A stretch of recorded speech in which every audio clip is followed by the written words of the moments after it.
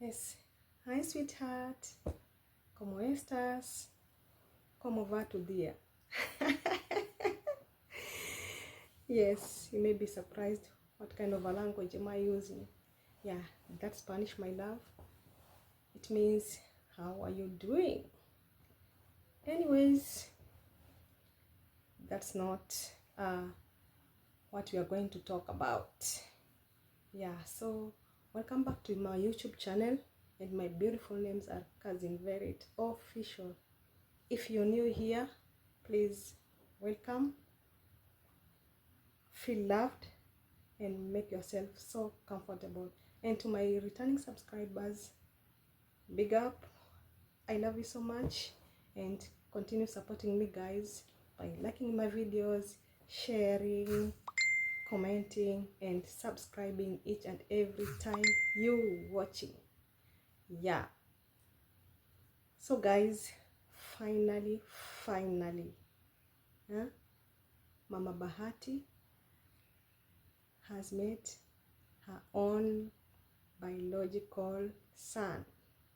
Yes, so amazing, guys, and I'm so proud of that. Yeah, so stay tuned, guys. Have a seat, take a cup of coffee, and make yourself comfortable, and we see how it will go. Yeah. Akasema tui, akasema toka hapa, kuna mtoto. Kaenda nikakaa kangemi kidogo, nikapata msichana mwingine, tukaa tunashare nyumba. Sasa kidogo tu, yani hiyo story inanikusanga hata anistakange. Na ni wamanga sana.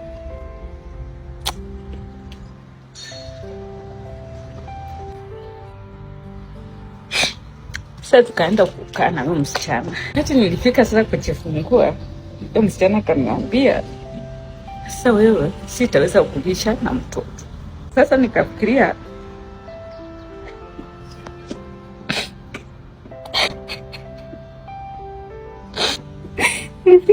sana. Nikaambia Mungu, sasa mimi siwezi enda nyumbani, hata heri sasa ningekufa tu. Sasa nilifika kujifungua, nikaa kwa nyumba peke yangu.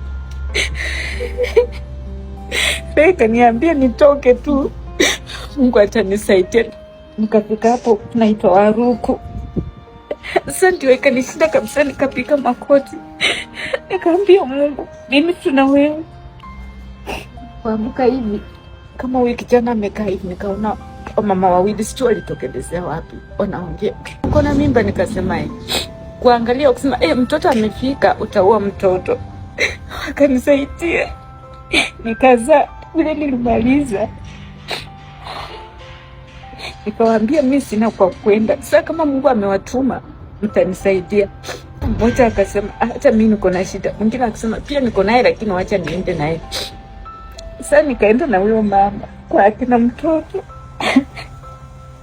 Kila saa akitoka akirudia ananipata niko tuna mtoto kwa mkuu, lakini niko na stress. Kumwambia stress ni mtoto wangu atakula ni mwenye, sina pesa, sina vile nitamlinda. Mzee baba yake kwa, nikamwambia wazazi walipata, akaniambia kuna mahali unaweza peleka mtoto.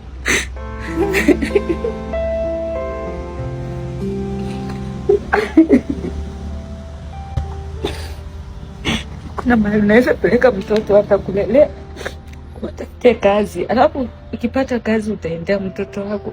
Kaniambia enda Kangemi report. Nikaenda hospitali Kangemi nikaripoti na mtoto. Alafu wakaniuliza maswali. Nikawaelezea sina vile nitalea huyu mtoto wangu, nampenda, lakini wazazi walikataa. Sasa sitaki hata nirudi kwa wazazi.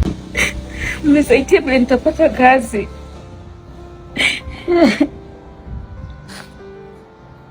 Nifanya alafu nisaidie mtoto wangu. Nikamsaidia. Alafu nikienda mtoto wangu atanipea. Akasema sawa, si kupenda kwangu chi. Akasema sawa. akanipeleka Mama Ngina. Fika Mama Ngina, nikawambia nikishapata kazi nikikucha mtanirudishia. Wakasema Mungu akanifungulia, nikapata kazi, nikafanya, nikarudi huko. Nikamwambia sasa niko na pesa, nirudishie mtoto. Alikataa. Na mwingine alikuwa na huruma, alikuwa anafanya hapo kazi, akatoka akaniambia, msichana, mtoto yuko hapa, wamemtoa. Nikamsamehe ndo pia. Akasema atui. Akasema toka hapa, kuna mtoto.